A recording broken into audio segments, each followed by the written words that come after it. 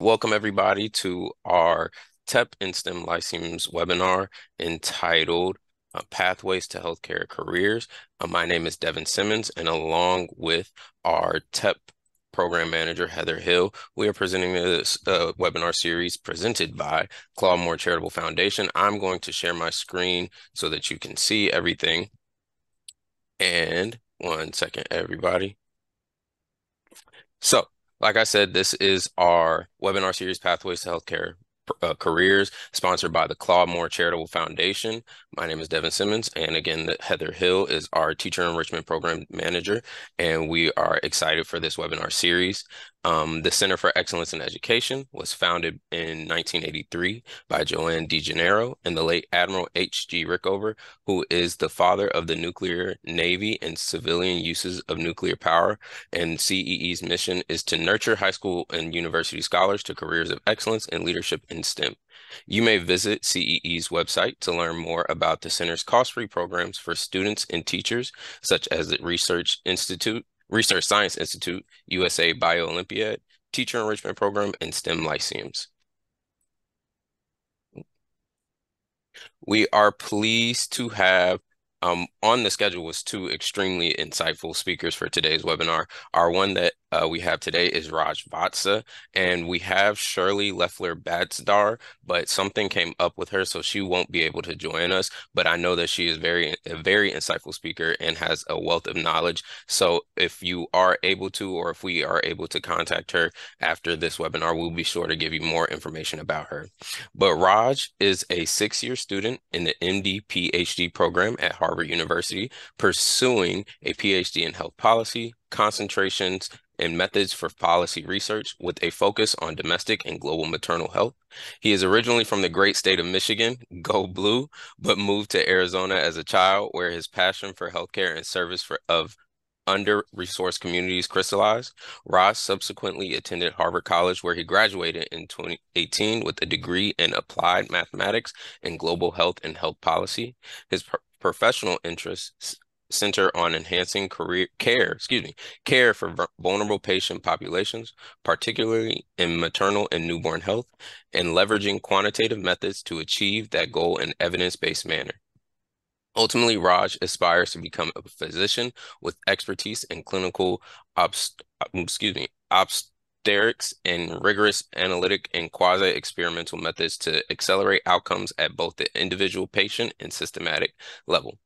This is Raj Vatsa, and now he's going to share his screen. At the end of Raj's presentation, that is when we'll hold the question and answer portion. So during his presentation, if a question does come up, you will be able to send it in our question and answer chat, and that way at the end, we'll be able to ask him away. But now I'm going to hand it off to Raj. Thanks so much for tuning in today. Like Devin said, my name is Raj. I'm currently an MD PhD student, so pursuing both a medical degree and graduate school in health policy at Harvard University. And really excited to have this opportunity just to chat with you all about pathways to healthcare and just some reflections that I've had at this very junior stage in my career. But some things that I wish that I had known when I was in high school in many of your all's shoes. And just hoping that this can be a fun conversation, and looking forward to the question and answer portion as well. So a little bit about my background. Like Devin mentioned, I was born and raised in Michigan. My family moved to Arizona when I was in middle school, so my childhood was spent across both of those states. And you can see a photo of me here down working in a lab. I was really passionate about science. I loved my STEM courses, math in particular, but got involved in some research at Barrow Neurological Institute, which was a neuroscience institute near my high school. And that got me really excited interested in thinking about scientific questions and pursuing research. But I also had this deep passion for community service and volunteering in the community, thinking about vulnerable populations and seeing what I could do even at that young age to help make an impact in those around me, particularly in those who had fewer resources than I had. So that's sort of where I started. Afterwards, I went to college at Harvard in Boston, Massachusetts, where I studied applied math with a focus in biology, and global health and health policy was my minor. And during college, I explored a ton of career paths. While I came into college with an interest in healthcare and pursuing a career in medicine, that wasn't something that sort of was immediately clear even after my first or second year of college. I went down a bunch of paths, explored a ton of different avenues, and eventually converged back on medicine. And as I've noted here, I explored a ton, but I should have done so even more. And I'll sort of explain what I mean by that in a little bit. I've included this photo down here of me dancing at a production in college, just to suggest another avenue of exploration. I would have never thought that I would have gotten involved in dance or the performing arts. So college is really that time to explore and really fascinate yourself with the things that end up being your calling or things that you're interested in. Like I mentioned, by the end of college, I sort of had this crystallization, this realization that medicine was what I wanted to enter. And so I was fortunate to start my medical school at Harvard Medical School. And at Harvard, for medical school, I discovered a passion for maternal health. This is an area that was really not on my radar. But as I learned more about the state of maternal health in the US and the opportunity to take care of pregnant individuals and their newborns at that really special moment in an individual's life, I discovered this really deep sense of joy in caring for patients and particularly caring for vulnerable patients. But a key point here is that this is not something that I anticipated coming into this journey. And at the same point, I felt this itch to further my technical training, studies in math and science, and work on more systemic questions. And so I decided to take a pause from medical school for a few years and start graduate school, where I'm now doing a PhD in health policy. And the PhD has given me just time and freedom to learn for the sake of learning, which sounds very nerdy, I'm sure, but it's something that has always been really important, really meaningful to me, and has empowered me to integrate my passions in quantitative methods, things like math and statistics, with more systematic things like public policy and health policy. But it's also affirmed that for me, the priority and the true passion lies in taking care of patients, and serving others.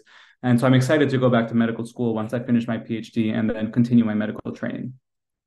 So, people always say that hindsight is 2020. And when you probably hear this journey for the past these past four phases, especially as I've laid them out, I'm sure it's very easy to think like, oh, there was this clear plan from the beginning, and here's how things unfolded.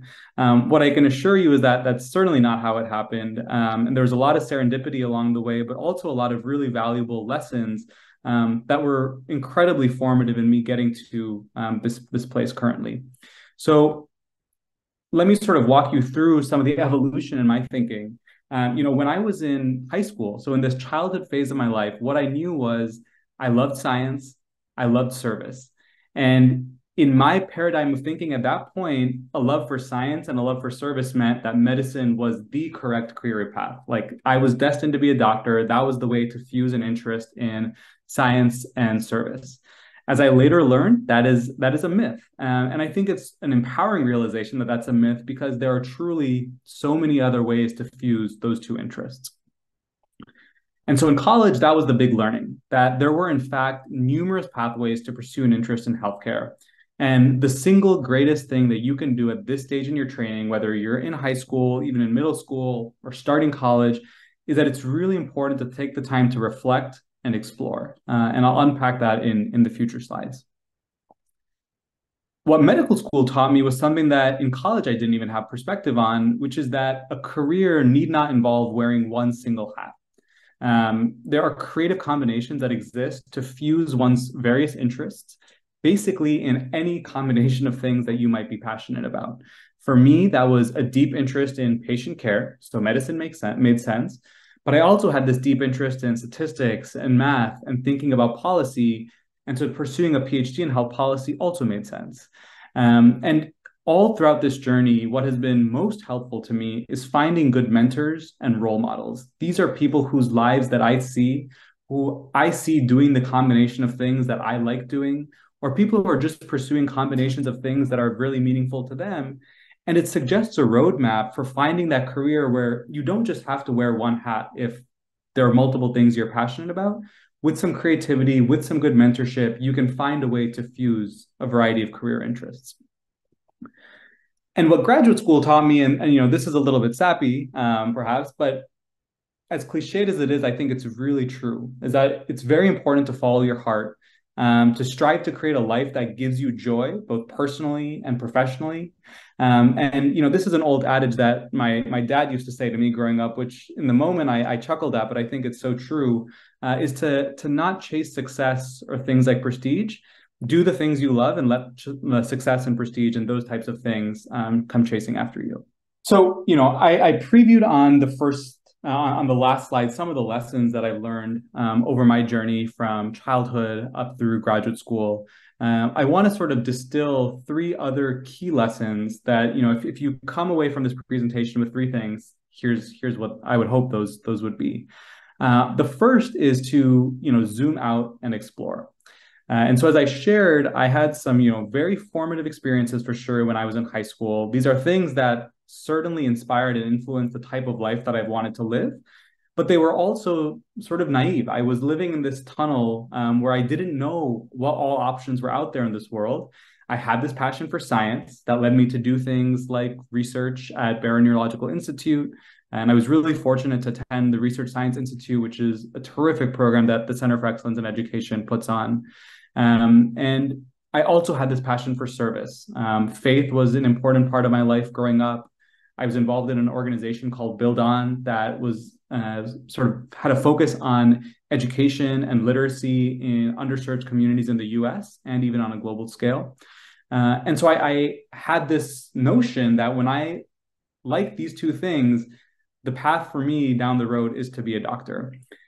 I think ultimately what I was focusing on was just two branches in a otherwise very big and sprawling tree. And so what I've tried to sort of show in this diagram is that being a doctor is certainly one very reasonable and very common and well-paved path to pursuing a career in healthcare. But being a doctor and entering medical school is by all means not the only way to engage in healthcare. And so while I did some degree of exploration in college, each of which taught me something really important, I couldn't emphasize the importance of really engaging in that exploration as much as one can. And why the exploration is so important is exactly for that reason, is that it will teach you something. You will either learn that some opportunity that you had no insight into is in fact the thing that gets you more excited than the other things you've been pursuing. Or you may learn that the thing it is that you have deep passion in, well, there's this subfield of it that's actually what really gets you going and really gets you excited. And so in college, I spent some time working at a startup. I was really excited to work in a startup. Entrepreneurship was something that was very interesting to me. But I remember a particular moment where I saw the CEO of this company discussing the trade-offs between profits for the company and health outcomes for the patients that we were taking care of. And it's a very natural tension in any business, but it was something that just didn't sit well with me. And so I figured, maybe startups are some things that I can get involved with later on in my career, but that doesn't feel like it's the right focus. I got involved in research again when I was in college, doing things like neuroscience research and cancer research. And I realized that, getting deep in the weeds of molecular biology, as fascinating as it is, was just not something for me. I, on the other hand, loved quantitative methods, things like math and statistics, and thinking about more systemic questions. I would have never known that had I not engaged in that exploration and tried out a research experience in epidemiology at the School of Public Health. And then I also had experiences in global health. Those taught me that I do really love thinking about innovative solutions to challenging problems that are at a global scale. And they also taught me that patient care in domestic settings in the US and also abroad is where I feel sort of the most invigorated and the most sense of joy. So I spent some time with organizations like the Stop TB Partnership in Switzerland and with Nightingale's Home Health Agency in India. And all of those experiences, were ultimately formative for me in realizing that the branch of healthcare that I wanted to enter was one as a practitioner, where I got to directly serve patients. But to really distill all of that, what I would say is that the best thing you can do for yourself right now is to explore, to not limit yourself based on any preconceptions, and ask yourself really, what are the experiences that move you? And then how can you build alignment between your personal strengths and your life's work? Raj, before you continue, is it Yeah. possible for you to turn on closed captioning for some of our audience members? Yes. Thank you.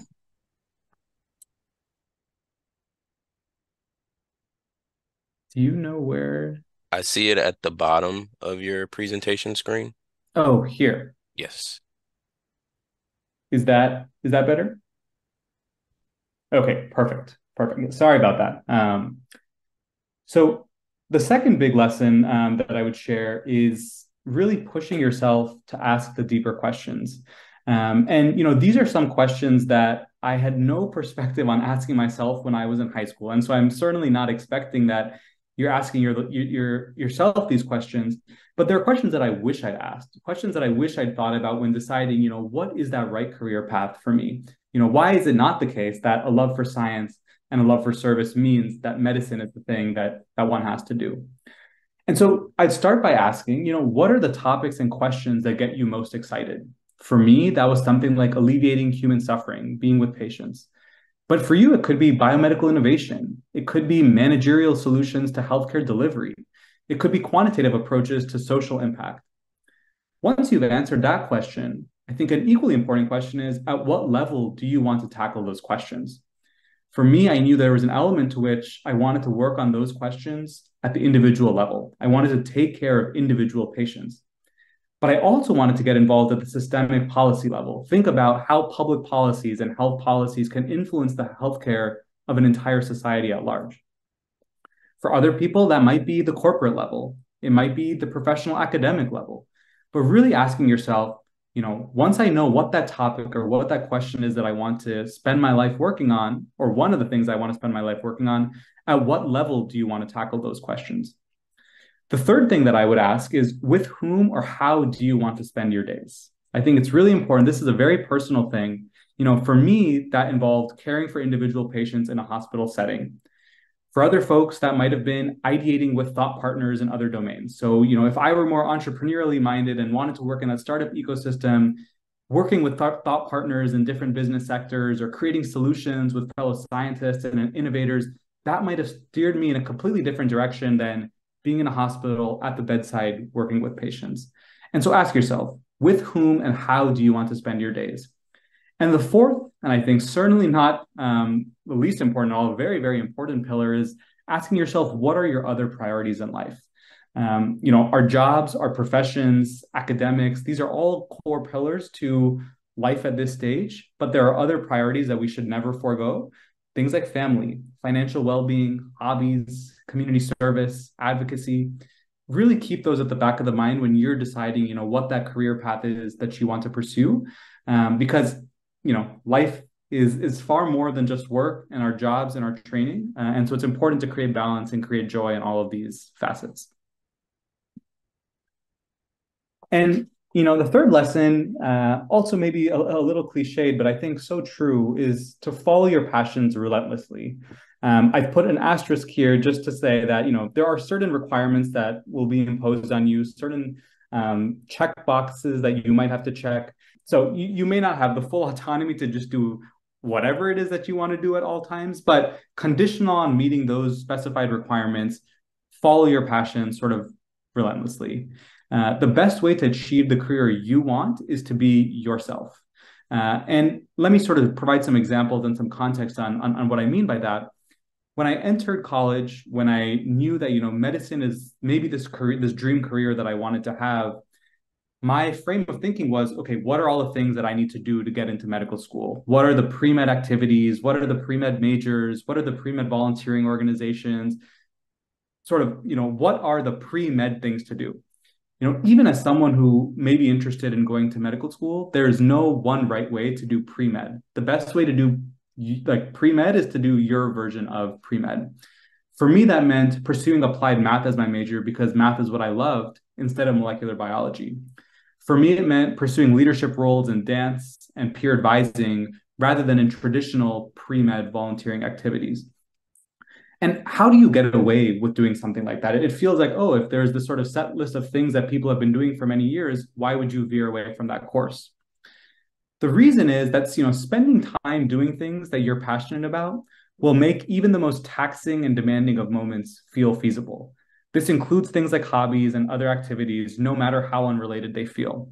So when I was spending tons of hours dancing in college or working with my peer advisees or playing tennis or playing basketball or playing other sports, subconsciously, those were all teaching me interpersonal skills and leadership skills and communication skills that are as important, if not more important, than the skills that I would have learned doing a quote unquote traditional pre-med activity if my heart wasn't truly in those things. So I certainly wouldn't view, these external interests or potentially tangential hobbies as hindrances, because those are the things that add texture. They make you unique. They'll help you stay sane. Balance in this very long, demanding journey is very important. And as a result, those things should be fiercely protected. And sort of, the flip side, the converse to this is that spending time doing things that you are not passionate about can make even rather straightforward moments feel taxing. And so I remember the first time I was, doing this biology lab experience in college, and I was really forcing this biology major, even though my heart really wasn't in it. And it was a very straightforward set of weeks in lab that I just was not able to get myself through. And the moment I made that jump, I took a set of really demanding courses in applied math and statistics. They were very demanding, very difficult, but I just felt happy. I felt joyful doing them.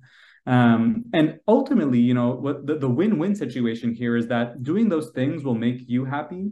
You will also stand out and project an authentic voice if you do the things that you love. It's very interesting to talk to people who are pursuing sort of a less beaten path. But I also want to acknowledge it's important when I say this to not discourage you from pursuing the more traditional path if that's where your heart lies. I think it is very easy to sense when someone projects that authentic voice, has that authentic interest in whatever activity or class or course of study that they're pursuing. So this is not to say that all of you should go out and pursue applied math and pursue dance in college. Just to say that if you do those things, it will communicate a sense of joy and purpose, and that's ultimately what matters most. And so, I know I've been speaking for around 20 minutes or so, and would love to make this a conversation and open it up to more discussion. But I wanted to close with this this thought, is that there are numerous healthcare career paths out there, each of which can empower you to have a deep impact on the lives of individual people or populations as a whole. And as high school students, I think really the best thing that you can do for yourself is embrace the exploration and immerse yourself in your passions, because that's really what's going to allow you to gain clarity on what that right career path is down the road. So wishing you all the very best. I put my email address up here. Don't hesitate to reach out. I'm happy to be a resource or sort of source of support. But yeah, looking forward to the Q&A. All right. Thank you so much, Raj, for the insightful information. I especially like the part about just choosing your path. I think that's something that all of us can resonate with. And I think that's something that as high school students, and even if there are any teachers in our audience, that's something that can be taught and be used for the future to come. So at this time, going to open the floor for any questions that any of the audience members have. I did have one question come up asking if you feel comfortable sharing the slides. I know that you sent them to me, so I Yeah. can send them out if you feel comfortable with that. This presentation will be recorded, so that's also a way for you to go back to this presentation. It'll be on our YouTube channel. But again, gonna open the floor for any questions that you may have for Raj. At this moment. Oh, one just popped up. An anonymous attendee asked, how do you manage time in high school and college? Yeah, it's a great question and something that I'm still working on to this day. I imagine that people spend their entire lives trying to figure out this time management question.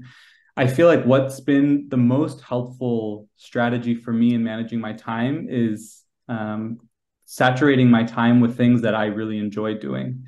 And I've always found that even in periods where the number of hours of commitments is really high, if those hours are being spent doing things that I like, it makes sort of the job feel less mundane and feel more doable. And so I'll give some examples. Like I'm a huge sports enthusiast. Like I love playing sports. I watch a ton of sports. Like even in weeks that are really busy for me, I will spend my like 6 hours on Saturdays watching college football or playing tennis or playing basketball with friends, because I feel like it just clears my head and like allows me to get back into the work with a lot more efficiency. And so in high school, I played tennis in high school. I volunteered in high school. these were things that sure they're work, they're extracurriculars that you can talk about on a college application, but they were actually the things that like made me feel grounded and made me feel secure, so that I could approach my other tasks and my homework and assignments with more clarity of thought. So that's one strategy.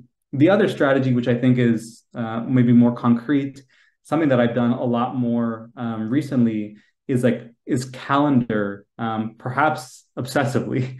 And so I keep like a very detailed calendar, in which I put on my calendar not only sort of the core things, but also things that you might consider less core. So I'll put on my calendar when I'm going to go see a friend. I'll put on my calendar when I'm going to take a nap or when I'm going to sleep early, or I put on my calendar what time meals are happening, just so that I know like all my priorities, the things that are important to me in addition to my work, social time, time with peers is included in my schedule.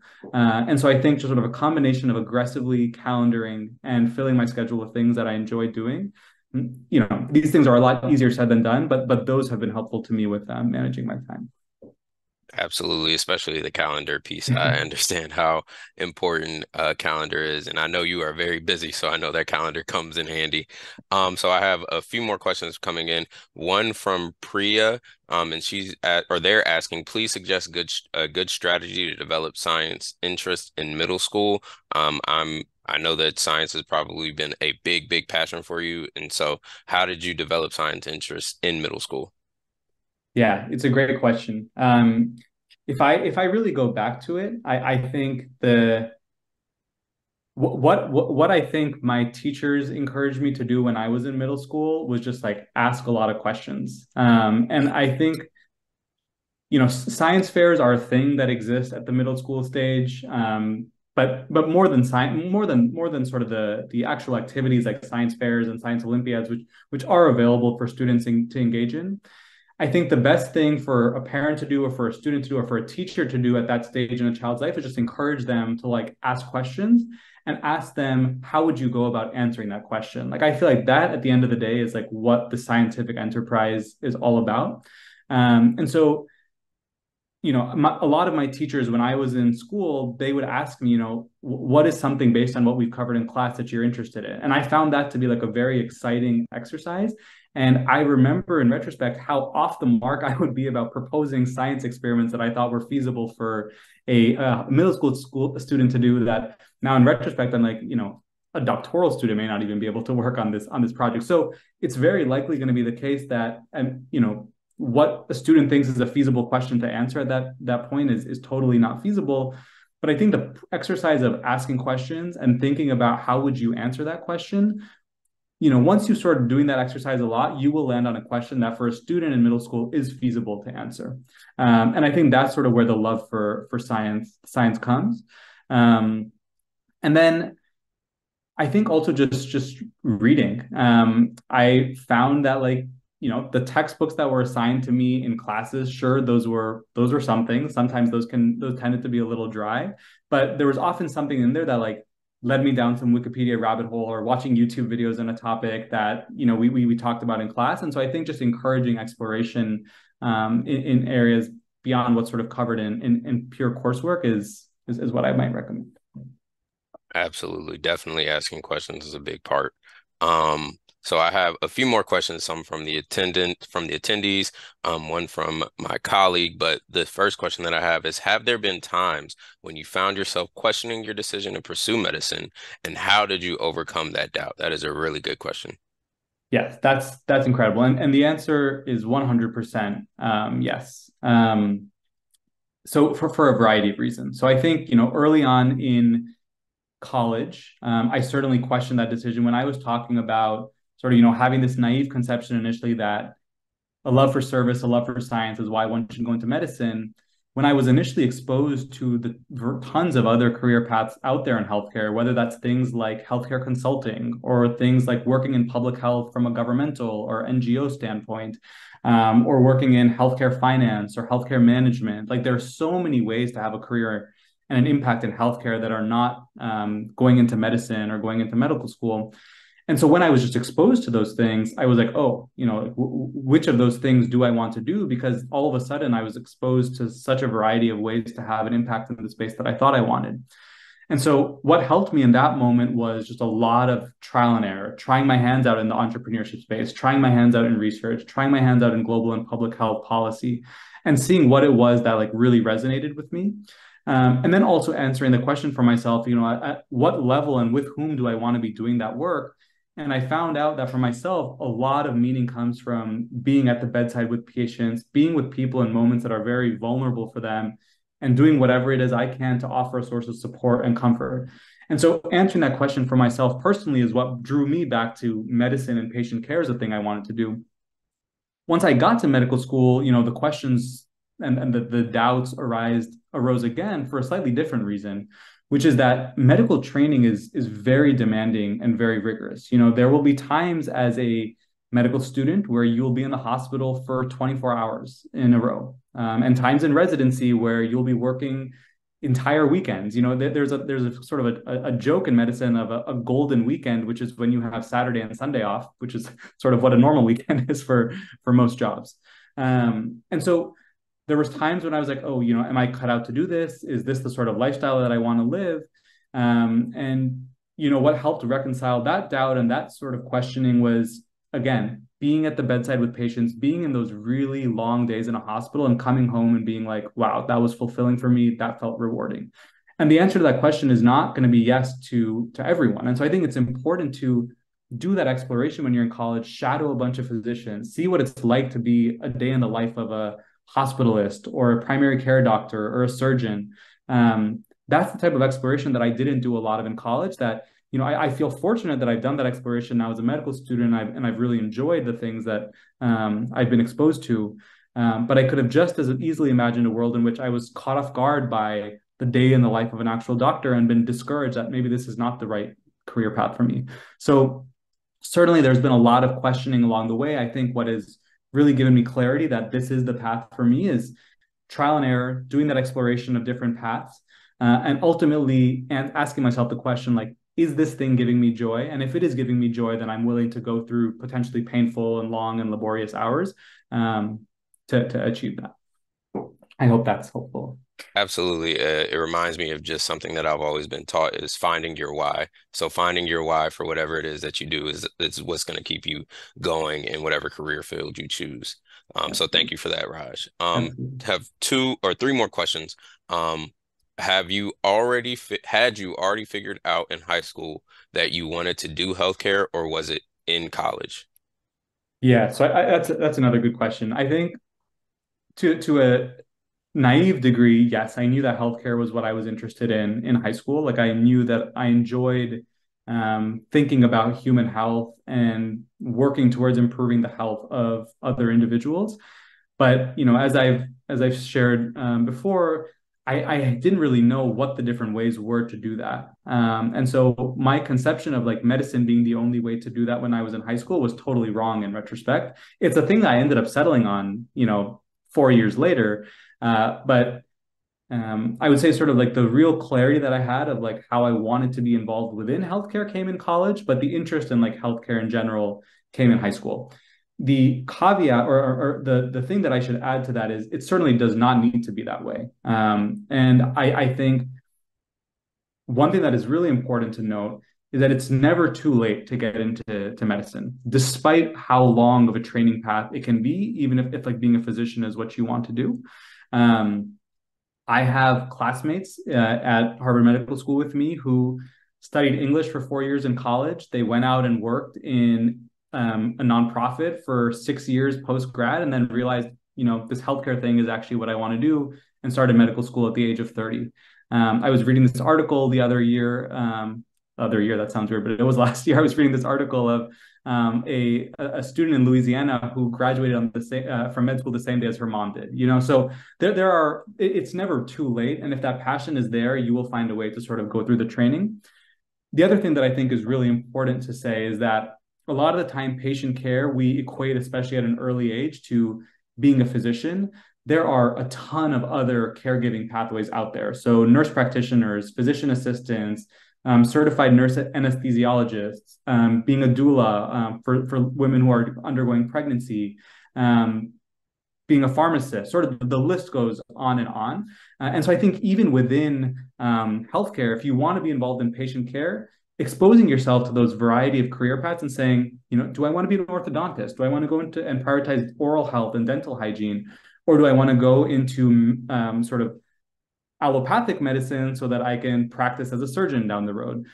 These are all questions that I think you will have the opportunity to explore once you're in college and beyond. But I think very important to realize that there's a full team of healthcare professionals that make the healthcare system in this country.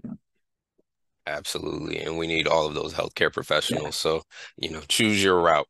So I have two more questions. The first question is, what is the difference between MD and PhD and only a MD program? So what is the difference between MD/PhD and only a MD program? Yeah, that's a great question. Honestly, I had no idea that these worlds even existed when I was in high school. So it's a great point. So an MD is a medical degree. So anyone who goes to medical school, it's traditionally a 4-year program. You'd graduate with an MD. That's what allows you to then pursue residency, which is more advanced clinical training, and then you can do fellowship after that. So that's the MD part of the degree. A PhD is a higher like higher ed graduate degree. You could do that either directly after an undergraduate degree. A lot of times, students will do like a master's degree first and then pursue a PhD, but it's a graduate degree. Most medical students will do their 4 years of medical school and move on to residency and fellowship. There are in a lot of medical schools sort of a fraction of the students who are doing what's the combined MD PhD program, and so that allows you to graduate by the end of your training with both a medical degree but also a PhD. It doesn't come, for free. It's a lot more time. So of course, you do your 4 years of medical school, and then however long it takes to do the PhD, that typically runs from 4 to 6 years. When I said it doesn't come for free, it actually, in a lot of cases, because of how long the training program is, it's a federally funded thing. And so the training and the schooling, in fact, is fully covered and fully expensed, and you get a stipend on top of that as well. But I would never say that's the reason to do an MD PhD because it's a lot of time spent in school. You should do that if like that's the thing that you're interested in. But that's the difference. The MD is sort of is the 4-year medical degree, the medical training portion of that combined degree. So individual can do just an MD, people can do just the PhD. If you're interested in both, you can combine them into an MD PhD. And I certainly don't mean to say just an MD and just a PhD, as those things are not enough in and of themselves.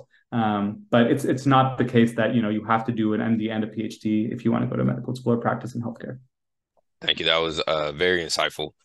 Even for me, I didn't even know the difference. So thank you for that.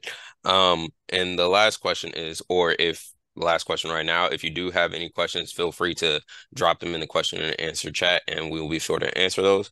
But this question that I have, what do you feel you gained from the programs you attended in high school? Yeah, a great question. It's funny to even think about it. That's been over a decade now since I've been in high school, which is wild. Yeah, so the things that I gained from experiences in high school, I think were very pivotal to sort of who I am today. So I was involved in this organization called Build On. Like I mentioned, it's a education nonprofit involved in inner cities in the United States and has partnerships with countries abroad. Nicaragua is a country that I traveled to for a 2-week service trip when I was in high school.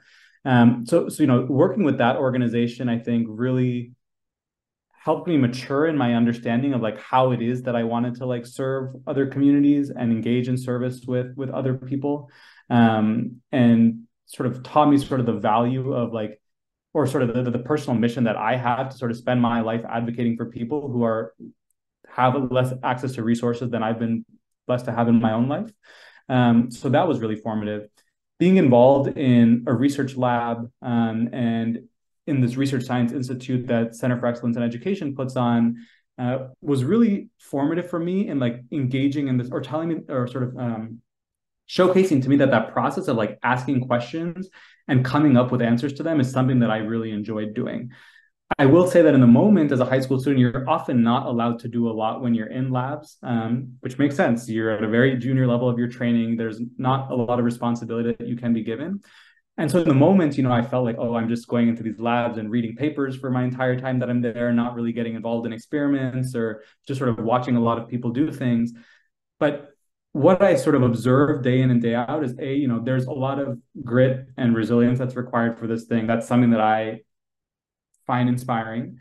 But the creativity element, the asking questions, the like, being resilient and spending as much time as you can until you figure out what's the creative way to answer that question. What's the way to get the solution to the problem that you have in front of you. That was something that I sort of really took away from the research experiences that I had. And then all the other extracurricular things, I think, so sports for me were huge, like I mentioned. That to me just revealed that I love being around people. I love being a part of a team. I played an individual sport, but like, being on a high school tennis team, like still made it feel like this team component to it. And so that for me has also been really important thread throughout my life, is that at the end of the day, knowing that even as a physician, my day to day is going to be spent with this full healthcare team of nurses and social workers and case managers, in addition to the patient that's part of the healthcare team as well. I think I got a lot of that from, the sort of team-based activities that I did in high school, whether that was the science bowl team or the tennis team, or activities like that. So, I didn't know those in the moment, that those are the lessons that I took away from each of those experiences. But in retrospect, I learned a lot from all of those sort of activities in high school. Absolutely, absolutely. So yes, have two more questions. You're giving a lot of great insight, so there's a lot of questions coming your way. So this next question is, how do you define success in your medical studies or career, and has that definition changed over time? That's an awesome question. And I feel like, even in these past 10 years, since I've, been out of high school, the answer to that question has absolutely changed. I think I will say I was a very, ambitious student when I was in high school. I had very lofty goals of things that I wanted to do, and uh, very fortunate to have achieved a lot of those goals. But I think sort of the target that I'm aiming for now is a very different target than the one when I was in high school. I think in high school and before, there was a bigger priority on being this large scale change maker and leader and expert in some area. And I think it was good to have those ambitious goals early on. And certainly if those things come to me down the road, I will not say no to them. Like, I would appreciate, I wouldn't say no to it. But the things that I prioritize now, really, as cliche as it sounds, are like just the things that give me joy. So that's in my personal relationships, in my professional relationships, in the work that I'm doing. If the work is not making me happy, I'm not a happy person, and I'm not able to sort of like give my full self to the things that I want to do. And so I think, I go back to what my dad has said. I think it just really resonates with me, is like, don't go chasing after success, like let success come chasing after you. I've found sort of unilaterally in my past, few years of my very junior career, that when I do the things that I'm really excited about, the recognition comes without me sort of aiming for it. And there have been moments when I'm like, oh, this is a prestigious fellowship or a prestigious thing that I need. Let me go after it. And, it didn't work out. And in the moment, those things can feel bad. Like you want something really badly and it doesn't work out. But it has allowed me to shift my perspective on asking myself, what are the questions that are really meaningful for me, the things that I'm going to have a sense of fulfillment pursuing. And I feel like as long as I live a life where I'm able to achieve those things, I will be very content. And so, for me, what I'm aspiring now, the goals that I have for myself are not, be a national healthcare leader or a change maker in health policy. It's, I want to be a physician who's able, at the bedside caring for patients who are suffering. If other things come along with that down the road, so be it. But the focus now is, can let me be the best doctor that I can be for the patients that I'm taking care of. Absolutely. And I guess the underlying message in that is just focus on the goals that you want for yourself. So Yeah, I'm not really looking at anybody else's goals. So I think that is very, very important. All right. absolutely. And this is looking like our last question. I know you have a very, very busy schedule. This last question, and if you have any more questions for Raj, feel free to email them to me and I will be able to relay them to him and get you the answer. But this question is, what did you find most challenging for you in medical school? Good question. Yeah. Still actively in the process of being in medical school. So I would say probably what's been most challenging is disentangling like where in medicine I see my career lying. I think again, just speaking to the point of like there are just so many more paths out there than one has a conception of early on in life. So, when I got to medical school, what I knew was I'm going to be a doctor. At the end of all this training, I will be a doctor. What kind of doctor I'm going to be is I really have no idea at this point. And so I think like that's been challenges that you ultimately have a limited amount of time to make a decision for, the rest of your life. Do you want to be a primary care doctor who's seeing patients in an outpatient clinic? Do you want to be in the hospital working in a really highly acute environment, like in the emergency room or in like trauma surgery? Or do you want to be involved as a hospitalist on the inpatient setting? There are all these questions that I think I have interest in a lot of them, and I just don't know how to go about figuring out in the time that I have left what exactly it is that I want to do. Um, I will say the other thing about medical school that can be challenging is just the sheer volume of information that you have to process. And I think for really ambitious, high achieving students who want to pursue a career in medicine, it's very easy to feel like you're letting yourself down by not being able to absorb everything that's being thrown at you. And I think that has required a perspective shift as well, is that, you know, previously in life when I was in high school or in college, I could tell myself, if I want to like ace this test, if I put in a lot of time and study really hard, that is an achievable goal. Whether it happens or not, like it's an achievable goal. Now, if I tell myself I have to learn all of human anatomy and physiology and medicine, maybe for some few people in the world, that's an achievable goal. But for the vast majority of people, there's just too much out there to be able to consume. And so shifting my perspective on I'm going to do the best that I can to learn the most amount that I can was a very uncomfortable feeling early on because I'm like, wait, how am I going to be a good doctor if I don't know all that's out there to know, or at least try to know all that's out there to know? It's just not possible. It's not required. It doesn't make you a bad doctor if you have to tell a patient, I don't know, but I'm going to go and look into that. So I would say that was a difficult moment.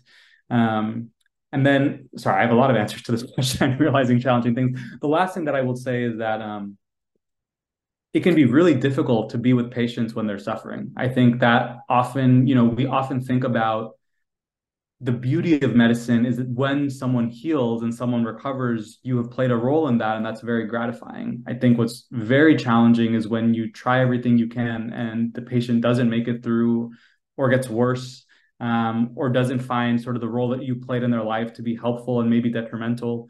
That is very challenging. And again, I think it requires a mindset shift in, not anchoring on drawing your sense of meaning and worth from external evaluators, but sort of letting your personal belief in yourself sort of dictate that. So, realizing that I've done the best that I can, I'm really approaching this with a sincere attitude. There are going to be cases where patients don't make it in sort of the way that they would want for their health. But if they know that you've been there for them and tried your best, that's second best to the optimal health outcome. Yeah, so those are just some challenges along the way. Again, I think amidst a lot of those challenges, if you're doing the thing that you love amidst that, as much as I sound like a broken record saying that, you'll be able to make it through those moments and still find meaning. Absolutely. And I think the theme of your overall presentation is just doing what you love. So Yeah. I appreciate that message and a great way to end things off. So I'm going to share my screen again. And thank you again, Raj, for all the insightful information that you've given. Again, if you have any questions for Raj and our other presenter who wasn't able to make it, you can send those questions to me and I'll be able to relay those questions to them. I just want to give a big thank you to our sponsors. Our sponsor for this event, Claude Moore Charitable Foundation, and all of our other sponsors that make our events possible. And another thank you to Raj for all of his insightful information. And thank you for joining us at our Pathways to Healthcare Careers webinar. You can visit the CEE website to register for the next webinars hosted by TEP and STEM Lyceums. Those webinars being Taking a Bite Out of Science, Bite Out of Cancer, October 26th for TEP, And from molecules to medicine pathways and pharmaceutics and therapeutics, October 25th for STEM Lyceums. More information will be given in the next coming weeks on those webinars, and we hope to see you there. And so again, thank you so much for joining us, and I hope you have a great rest of the day.